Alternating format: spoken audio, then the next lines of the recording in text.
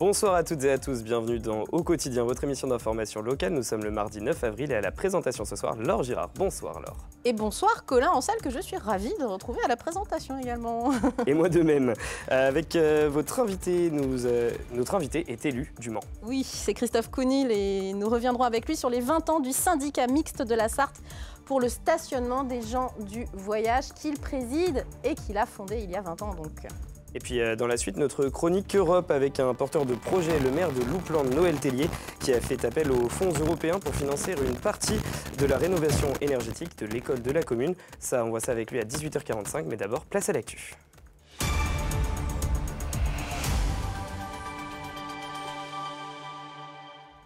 Au sommaire de cette édition, un procès au tribunal du Mans. Les assises de la Sarthe jugent 3 hommes accusés d'avoir participé à une rixe mortelle sur fond de trafic de drogue en mai 2021. Nous y étions aujourd'hui. Focus sur les semaines des métiers de l'accompagnement et du soin, un secteur toujours en recherche de professionnels. Et puis il donne de la voix pour le projet Sing in Sarthe, découverte à la fin de ce journal. Mais on ouvre ce journal avec, vous en parliez dans les titres, un procès compliqué au Mans. Depuis lundi aux assises de la Sarthe, 3 hommes sont jugés pour meurtre et tentative de meurtre sur un jeune Afghan de 23 ans. La victime a été poignardée au cours d'une rixe dans le quartier des Sablons au Mans le 29 mai 2021. Une bagarre générale qui a fini en coup de couteau. Enzo Maubert. La rixe n'a duré que quelques minutes, assez pour que Sawab Ahmadzé reçoive 6 coups de couteau, dont certains mortels. Un homicide en pleine rue, de nuit, parti d'un conflit auquel Sawab Ahmadzé n'avait même pas pris part. Une carotte de stup entre l'un de ses amis et l'un des accusés. Un pain de savon vendu comme un pain de cannabis, valeur 350 €. L'arnaque se transforme vite en règlement de compte entre 2 groupes. D'un côté, Sawab et 2 de ses amis. De l'autre, le vendeur, accompagné d'une garde rapprochée avec plusieurs hommes, dont certains armés de couteaux. Il y a d'abord un déséquilibre sur l'utilisation des armes. Le groupe des auteurs utilise des couteaux, des matraques, alors que le groupe des victimes est obligé d'arracher des bouts de bois de palissade qui se trouvent alentour pour pouvoir se défendre. Et puis également un déséquilibre sur les conséquences.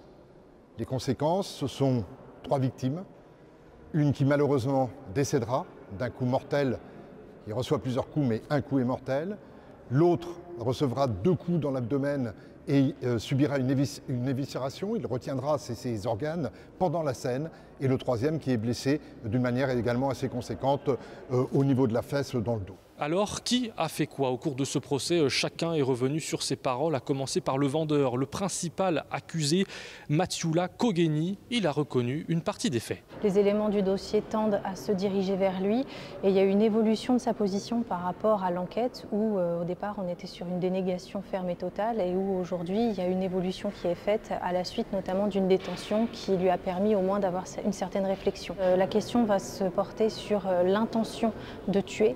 C'est tout le débat qui va nous occuper, notamment dans le cadre des plaidoiries. Donc l'idée, finalement, c'est de venir dire que M. Kogeni n'a jamais eu l'intention de tuer M. Sawab Ahmadzé, la victime, malheureusement décédée, mais au contraire, qu'il a porté un coup qui s'est avéré mortel et que ça n'a pas été volontaire.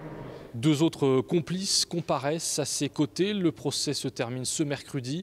Les jurés devront alors se faire leur intime conviction et déterminer les responsabilités de chacun des accusés et leur volonté ou non de tuer Sawab Ahmadzé. Il risque jusqu'à 30 ans de réclusion criminelle. Les semaines des métiers de l'accompagnement et du soin commencent ce vendredi 12 avril en Sarthe. Oui, pendant 2 semaines, animation, rencontres et promotion des métiers des services à la personne sont au programme. Concrètement, c'est une mise en relation entre les demandeurs d'emploi et les organismes de formation ou encore des employeurs potentiels. Plus de 1000 offres d'emploi sont à pourvoir et ça marche, comme l'a constaté Colin Ansel. Un événement qui peut paraître anodin, mais cette semaine des métiers de l'accompagnement et du soin est un facilitateur d'embauche et de formation. La semaine des métiers, éventuellement, m'a apporté un soutien à savoir me diriger vers ce que j'ai voulu faire, parce qu'on est un peu perdu seul. On se dit qu'on a les moyens, mais il nous faut un appui. Après une carrière d'ambulancière, Laurence a voulu se reconvertir. L'événement lui a permis de s'émanciper En témoignant, elle a même obtenu un entretien d'embauche. J'ai eu un coup de cœur, c'est-à-dire quand j'ai entendu Madame Minos parler de son parcours et le pourquoi du comment elle avait en fait choisi de rentrer en cursus de formation, qu'elle avait choisi en fait le métier d'ASH, j'ai vraiment été touchée. Ça fait plaisir à entendre parce que c'est rare d'avoir des directeurs et des directrices qui ont justement ce coup de cœur à apporter à une future soignante. Et je mettrai tout en avant pour que justement ce coup de cœur puisse durer en ne faisant pas de jaloux. Chaque année, plusieurs ateliers de valorisation sont au programme de cette semaine. Plus de 1000 emplois sont à pourvoir dans le département. Au bout de 7 ou 8 ans, nous en sommes déjà quand même à plus de 1000 personnes qui ont trouvé soit une embauche directe à la faveur de ces métiers ou du soin, soit ont pu rencontrer des professionnels et s'orienter vers une profession. Les semaines des métiers de l'accompagnement et du soin commencent ce vendredi au Centre des Jacobins. La programmation complète est à retrouver sur le site du Conseil départemental. Un hôtel de luxe sartois décroche 2 clés au guide Michelin. L'équivalent des étoiles, mais pour les hôtels. Donc les clés, c'est nouveau. Et l'hôtel du château du Grand Lucé est le seul à décrocher ce titre dans la région des Pays de la Loire. Cette belle bâtisse du XVIIIe siècle, entourée de jardins à la française, était autrefois surnommé le Petit Versailles sartois. Il est aujourd'hui un hôtel spa de luxe de 19 chambres que vous pourrez louer en ce mois d'avril à partir de 650 € la nuit. Et encore, on n'est pas en saison haute. Mais félicitations en tout cas aux propriétaires et aux gérants de ce domaine pour cette très belle reconnaissance. Allez, il est l'heure de passer à notre invité. Nous recevons Christophe Counil en tant que président fondateur du syndicat mixte de la Sarthe pour le stationnement des gens du voyage, autrement dit SMGV. Que l'on connaît également en tant que maire adjoint du Mans et conseiller départemental. Merci d'être avec nous sur ce plateau. On célèbre un anniversaire depuis le 6 avril. Et oui, depuis samedi, on a fêté en fait les 20 ans du syndicat mixte de la Sarthe pour le stationnement des gens du voyage que l'on avait créé à l'époque avec Guy Gauthier qui était maire d'Arnage pour permettre de réaliser des terrains de façon à pouvoir permettre aux gens du voyage de stationner dans des conditions dignes. On l'appelle le SMGV parce que c'est long à dire, un syndicat mixte. Voilà. Donc au départ, vous l'avez dit, vous gériez 4 stationnements il y a 20 ans. Aujourd'hui, vous assurez la gestion et l'entretien de 27 aires d'accueil pour un budget global autour de 2,5 millions d'euros avec plus de 1000 voyageurs accueillis chaque année. Beaucoup de chemins parcourus. On voit la carte de tous les endroits, de tous les pays, les Comcom où les gens du voyage peuvent stationner. Vous avez rencontré des difficultés en 20 ans pour structurer finalement ces aires d'accueil ? Ce qui a été très compliqué, c'est de créer les terrains, parce qu'il fallait trouver les bons emplacements et surtout de donner des habitudes aux voyageurs, d'abord d'y aller et de respecter les terrains et de payer ce qui était dû. Lorsque j'ai débarqué pour la première fois pour l'aire du Mans, c'était en 2001. Le terrain était dans un état innommable. Les agents qui travaillaient dans ces conditions, c'était inacceptable pour eux. Je ne sais même pas comment ils acceptaient. Et j'avais face à moi des familles qui avaient jusqu'à 26 000 francs de dette à l'époque. Aujourd'hui, on a 27 terrains qui sont modernes, qui sont équipés. J'ai 0 € de dette et j'ai aucune difficulté avec les gens du voyage. Donc, ça a été un long travail pour construire cela. Et surtout, ce qui est intéressant, c'est qu'on est parti uniquement d'un noyau manceau.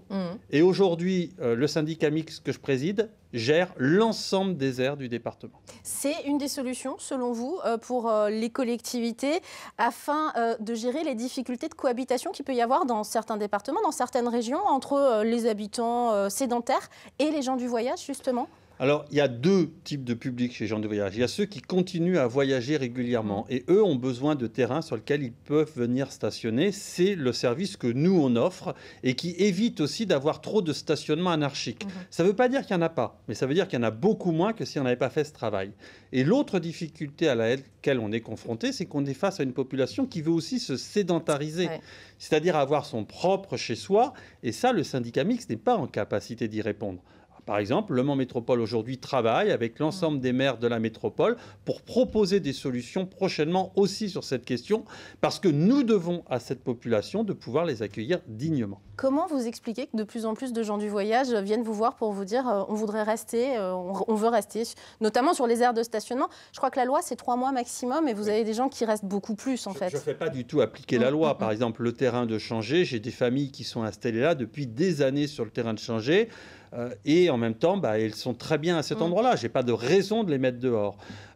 La difficulté aujourd'hui, elle est plus de véritablement accompagner un mouvement qui est la sédentarisation, qui est lié à plusieurs phénomènes. D'abord, il y a une perte du caractère nomade de la vie, parce qu'être nomade, c'est toujours difficile de trouver des terrains où s'installer, et puis il y a un rejet, et puis on exige aussi un respect des règles qui peut poser problème. La deuxième difficulté, elle est économique. Voyager coûte cher, mais également ces gens ont des travails et il faut bien sûr rester sur le territoire pour pouvoir travailler. Et le troisième aspect qui est très positif, c'est la scolarisation des enfants. Aujourd'hui, la communauté a compris que c'était un sujet qui était essentiel et donc rester sur un terrain, rester sur un territoire, c'est permettre aux enfants d'aller à l'école plus longtemps. Un mot quand même sur les agents qui gèrent l'entretien et le paiement des redevances de stationnement dont vous avez parlé. Combien sont-ils aujourd'hui, 20 ans après? J'ai une équipe de 16 agents. On a commencé à 6 il y a 20 ans. Aujourd'hui, ils sont 16. Et ce qui est intéressant, c'est qu'au fur et à mesure qu'on s'agrandit, le nombre d'agents ne grandit pas, ce qui nous permet en fait de mutualiser entre les différentes collectivités les moyens que l'on met à disposition et d'éviter que ça coûte trop cher aussi aux collectivités. Vous êtes le président fondateur de ce syndicat mixte de la Sarthe pour le stationnement des gens du voyage. Pourquoi en avoir fait un de vos chevaux de bataille, j'allais dire?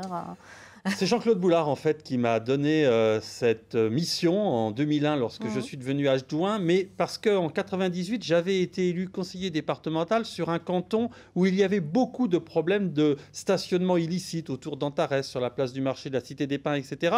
Et lorsque j'avais été élu, j'avais fait campagne en disant on va lutter contre le stationnement anarchique en créant des terrains. Et Jean-Claude Boulard, une fois que j'ai été élu, il m'a dit écoute, maintenant tu te débrouilles, tu fais. Et 20 ans après, je suis encore là et très fier du travail accompli. Merci en tout cas d'être venu nous présenter ce syndicat mixte que peu de gens probablement connaissent, puisqu'on est peu nombreux finalement à avoir à s'en servir, mais qui a une grande utilité sur ce territoire. Merci.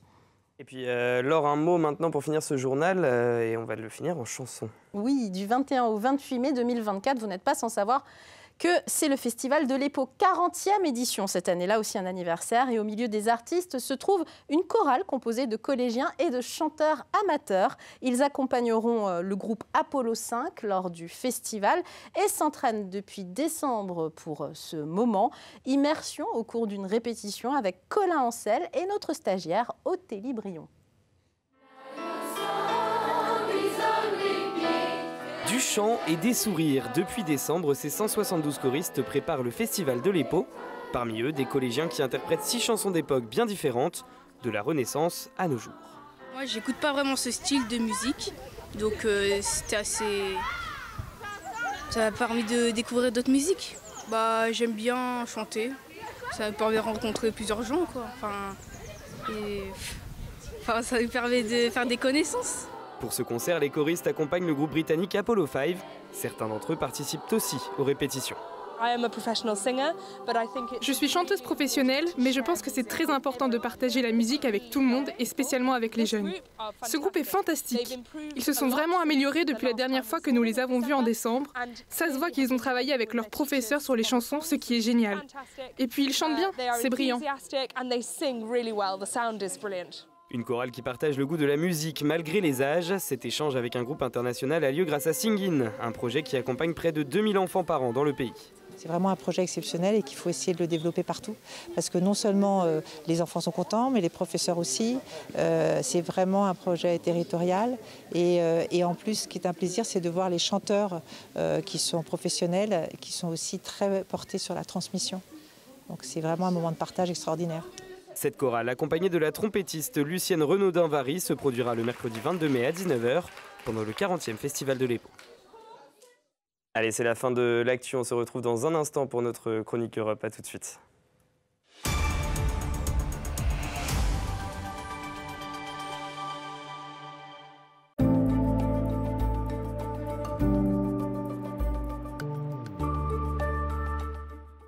Bonsoir messieurs, dames, ravi de vous retrouver pour ce nouveau bulletin météo. Denis Delcourt pour vous accompagner sur LMTV Sarthe avec pour votre soirée des conditions météo qui resteront encore assez variables dans l'ensemble avec toujours quelques passages neigeux, parfois menaçants. Vous le voyez à l'image de cette carte, on n'est pas à l'abri d'avoir encore une ou deux petites averses. Côté température, celles-ci resteront plutôt bien homogènes, comprises entre 10 et 11 degrés, 10 degrés pour Alençon, pour Vendôme ou encore du côté de Saint-Calais, 11 degrés à Mamers, Tours, pour Blois, encore du côté d'Angers, idem pour La Flèche ou encore du côté de Mamers. Pour la journée de mercredi, au petit matin, un ciel qui restera plutôt variable avec toujours cette alternance d'éclaircies, de passages nuageux.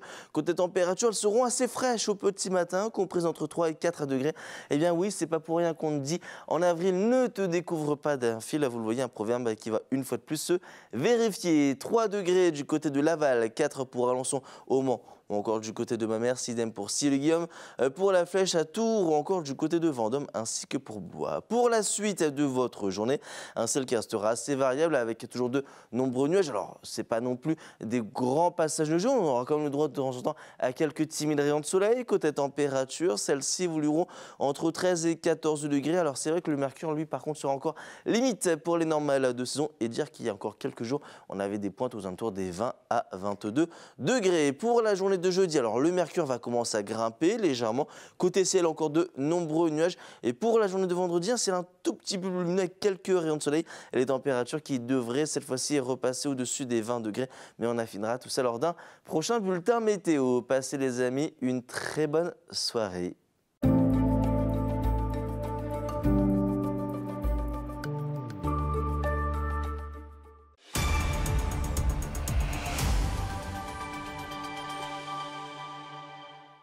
Bienvenue sur LMTV si vous nous rejoignez et bienvenue dans la suite d'Au Quotidien. Et on va commencer, avant de parler de la chronique Europe, on va commencer par la qualité de l'air dans notre département. Et rien ne change ce mercredi, l'air en Sarthe est toujours moyen. À noter que l'indice est toujours dégradé sur une petite partie du littoral du côté de la Loire-Atlantique en raison de vents provenant de l'ouest et qui transportent de l'ozone d'origine océanique. Allez, maintenant on change de sujet et on parle chronique Europe.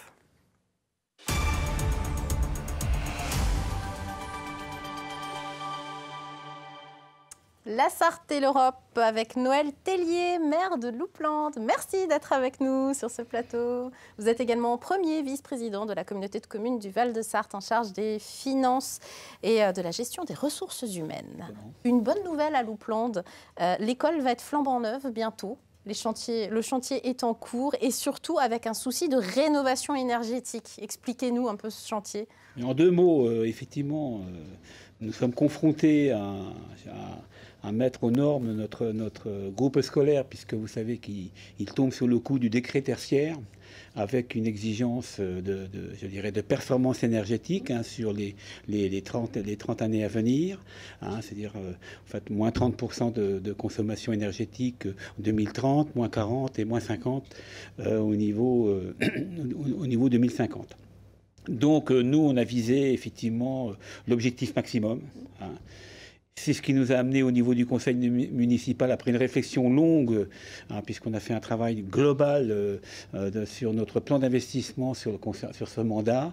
Donc, en fait, pour mettre en œuvre, je dirais, cette rénovation énergétique, nous avons fait un choix, je dirais, d'une rénovation innovante et très performante. C'est un projet qui coûte assez cher, 1 276 000 €. Oui. Et on en parle ce soir parce que 130 000 € proviennent d'une aide européenne. C'est le programme Leader. Alors comment ça marche ? Alors le programme Leader, effectivement, nous, au niveau de notre territoire, il est géré par le Pays Valais de la Sarthe, qui nous accompagne dans nos projets et voit si nos projets sont éligibles à ce programme Leader. Puisque au niveau de ce programme Leader, vous avez ce qu'on appelle un comité local de suivi et de gestion, composé d'élus, mais aussi de gens de la société civile. Et je trouve que cette mixité de compétences est tout à fait intéressante, puisque le Leader intervient aussi bien auprès des collectivités qu'auprès, je dirais, des initiatives, des porteurs de projets privés. Parce que c'est en fait la région qui a une enveloppe européenne de 29 millions d'euros pour la période 2023-2027, c'est toujours sur ce type de période. Alors chaque année, une vingtaine de projets sont retenus par la région. Cette fois, il y en a 5 en Sarthe, dont le vôtre. De quelle enveloppe avez-vous bénéficié au niveau du Val de Sarthe, parce que ça se passe au niveau du Pays Vallée de la Sarthe. Donc ouais, en fait, ça comprend 3 comités de communes, Val de Sarthe, le Bocage chabolien, et puis également Loué-Brulon-Noyen. La belle nature aujourd'hui. LBN. LBN. Et donc, vous savez à peu près l'enveloppe que ça a été sur la dernière programmation, nous avions une enveloppe de 2,3 millions. Donc, c'est quand même des financements potentiels conséquents pour les territoires. Oui, c'est tout à fait conséquent.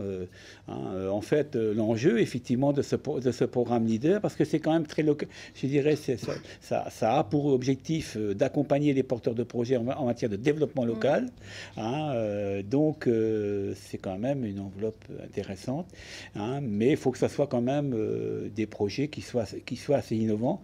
C'est toujours le principe de l'Europe où elle intervient, ce qu'on appelle en additionnalité des fonds publics, je dirais que sont bien sûr l'État et les collectivités territoriales. Donc voilà. Donc il y a quand même ce côté innovant dans les projets. Et est-ce que c'est si simple de faire ces demandes? C'est peut-être le bémol, c'est pas forcément évident les dossiers. Je pense qu'il faut vraiment avoir une ingénierie de proximité pour accompagner les porteurs de projets. Ouais, c'est ça. Parce que c'est quand même c'est très très exigeant en matière, je dirais, administrative, en matière de contrôle. Il faut que les opérateurs et les porteurs de projets soient rigoureux. Notamment quelques exemples. Il faut être rigoureux sur la gestion de la commande publique. C'est-à-dire comment on passe nos marchés, etc. Ça, c'est vraiment important. Aussi sur la publicité, c'est-à-dire qu'il faut vraiment annoncer la couleur. Voilà, l'Europe... D'ailleurs, par exemple, le City Stade de Loupland a été financé en partie par des fonds européens et vous l'avez mis sur votre site internet, loupland.fr, je le dis tout de suite. Ça fait partie de vos obligations, en fait. C'est une obligation. C'est une obligation. Sinon, ma foi, si on ne respecte pas cette obligation... Et vous n'avez pas encore été payé des 130 000 euros pour l'école, par exemple. Ça vient après le projet. Parce qu'actuellement, on est encore en cours d'instruction pour l'école. Parce que, comme c'est un appel à projet de fin de programme, c'était un appel à projet école bas carbone, auquel nous avons répondu, auquel on a été retenu, au regard, je dirais, de la performance énergétique, de la performance que l'on mettait en œuvre au niveau de notre projet. Donc, c'était 130 000 euros par projet. Donc, pour l'instant, il y a encore un certain nombre de points à voir pour effectivement finaliser. Une lenteur malgré tout. En tout cas, vous conseillez quand même de faire appel aux fonds européens de la région en tant qu'élu? Tout à fait. Tout à fait. Moi, je pense qu'on ne pourra pas... Vous êtes un Européen convaincu? Oui, bien sûr. Comment dire? Je pense qu'au niveau des collectivités locales, soit les communes, les EPCI, etc., il va falloir effectivement qu'on diversifie nos sources de financement. Et pour des projets de cette ampleur que l'on a sur Loupland au niveau de la rénovation thermique de notre école, sans diversification des sources de financement, ça serait pratiquement hors de portée pour nous, quoi. Merci d'être venu nous parler de ce beau projet. À la rentrée prochaine, les élèves de Loupland pourront intégrer leur nouvel établissement. On viendra faire un reportage. Oui, puis on va vous nous inviterez, super. Merci Noël Tellier d'être venu nous en parler. Demain, on vous rappelle quand même que les élections européennes se passent le 9 juin. J'allais oublier. Nous serons occupés ce jour-là, nous. On sera tous occupés. Allez-y, allez voter. Merci.